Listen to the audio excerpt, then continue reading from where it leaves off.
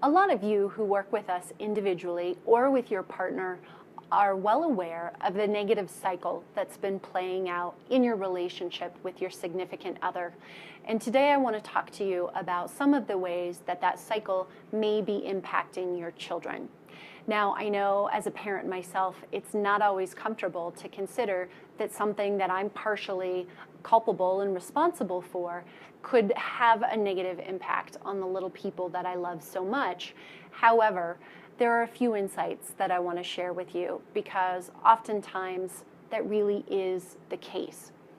So when there is an anxious or critical pursuer in a relationship, it's not uncommon for that partner to also portray some of those same behaviors in their interactions with their kids. So they might also be overly reactive with the kids or sometimes too harsh with them.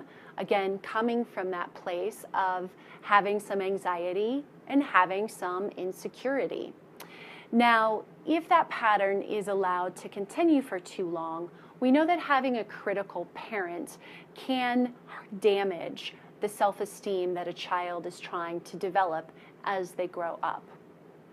Now, also, if there's a partner in the marriage or the relationship who's defensive or withdrawn, it's also not uncommon that they might also be distant in their dynamics with the kids, and or they might also be short-tempered with the kids the same way that they are with their partner.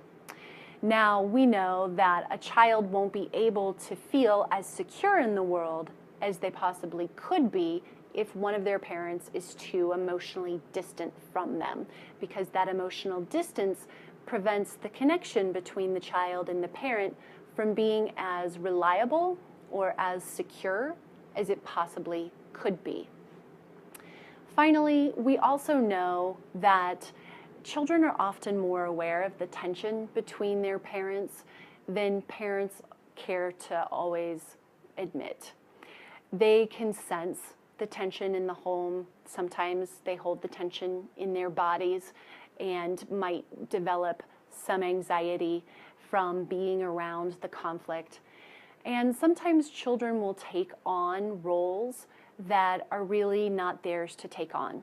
So for example, some children will become a self-appointed peacekeeper in the house, just trying to prevent things from blowing up between their parents. And that is never a positive role for any child to take on. A, because it's not developmentally appropriate, and B, because they don't have the magical powers to be able to do that. So it's going to be a lose-lose proposition that they'll never be successful with. So those impacts on our kids can manifest in a variety of different ways, and those are just a few common examples that we see in families. Now, all of you know from your professional pursuits that in order to affect meaningful change in any organization, change has to begin at the top rung with leadership and the people who are in a position of power. And then that change trickles down to people at lower levels in the organization who do not hold as much power. Well, the same thing is absolutely true when we think about family structure.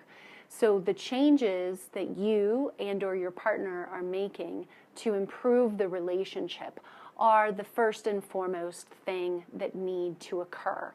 And then those changes can trickle down into the dynamics that each of you have with your kids. And I think you'll find that a lot of the same tools and strategies that you're developing to use with your partner will also come in handy and allow you to enhance your relationships with your kiddos as well. After all, parenting is a tough job, and none of us do it perfectly. Really, it's just about holding ourselves accountable for evolving and changing and doing the best that we can. I'm Angela Sawsville. Thanks for watching.